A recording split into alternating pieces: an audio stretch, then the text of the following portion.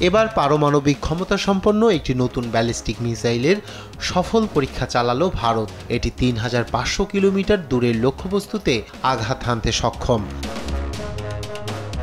নৌবাহিনীর বহরে নতুন অন্তর্ভুক্ত হওয়া পারমাণবিক সাবমেরিন আইএনএস আরিঘাট থেকে এই মিসাইলের সফল পরীক্ষা চালানো হয়। ভারতীয় নৌবাহিনীর পারমাণবিক সাবমেরিন আইএনএস অরিহন্ত এবং আইএনএস আরিঘাট উভয় থেকেই ব্যালিস্টিক এই মিসাইল নিক্ষেপ করা যায়। গেল আগস্টে অন্ধ্রপ্রদেশের বিশাখাপত্তমে এক জমকালো অনুষ্ঠানের মাধ্যমে আরিঘাটকে নৌবাহিনীতে অন্তর্ভুক্ত করা হয়। আগামী বছর দেশটির নৌবাহিনীতে এই একই ধরনের আরেকটি সাবমেরিন অন্তর্ভুক্ত করা হতে পারে।